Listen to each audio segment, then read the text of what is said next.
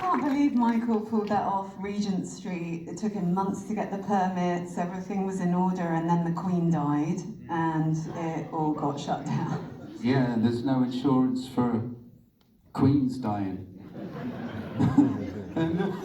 And yeah, God bless her, ma'am. And yeah, that was our first concern, was that she departed, of course. And then our second concern was, how are we going to find the money to redo this whole thing?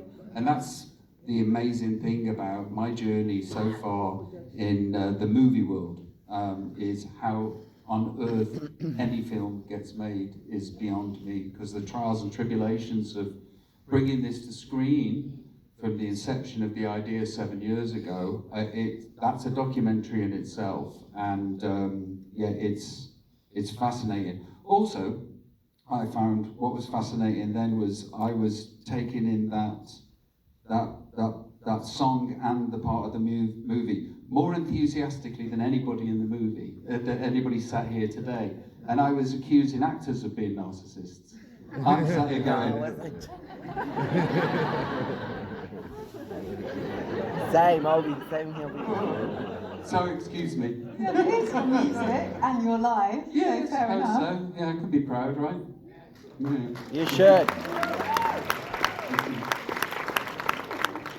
So that scene is beautiful, but not everything that is depicted in the film of your life is pretty by any means.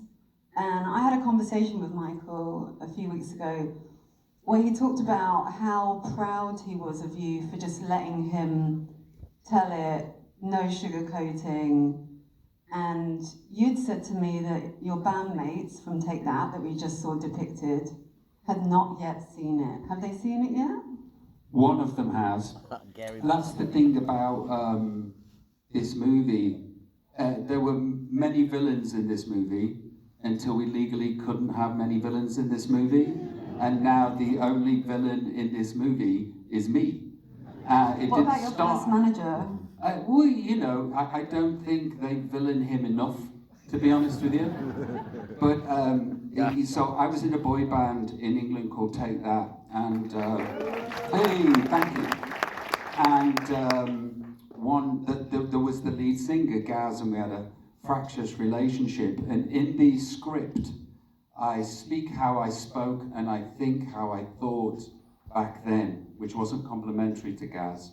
And we sent him the script, and he rang me, and he's a grown-up, and there was no effing and jeffing or pointy fingers. How are you going to do effing and jeffing?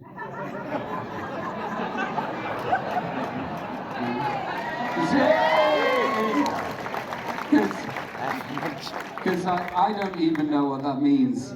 I heard my grandma say it and I was like, oh, I'll keep that in. Anyway, so Gaz gets the script and he phones me and he's like, Rob, I come off worse than Darth Vader in the first Star Wars. So, yeah, so we had to, and I'm quite happy to be the main villain in this movie.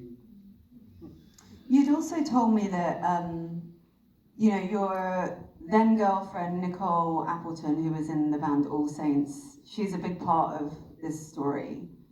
And some really bad, very difficult things happen that involve her. And obviously she approved the script, but you told me that her and her sister, who's also in the band, had watched it and then FaceTimed you. Yeah. How do you feel in that moment? Well, the things that you're talking about, very bad things happened, was she was made to have an abortion of our child.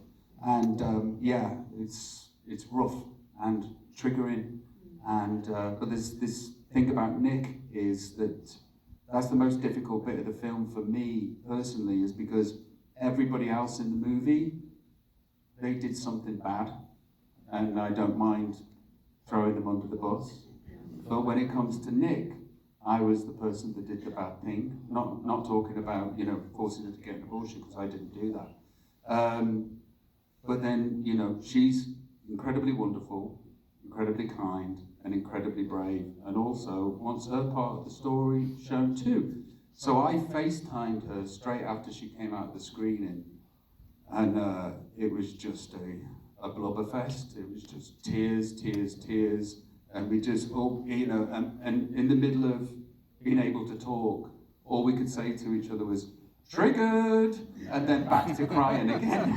You know, so yeah, but this is, yeah, hopefully this is very much a healing experience for me, and I hope that it's a healing experience for her, because, you know, she didn't deserve the version of me that she got when I was the version of that person back then. And I feel great shame that I didn't represent myself in the best way possible, because she deserves the best, and she deserved the best me, and she didn't get it.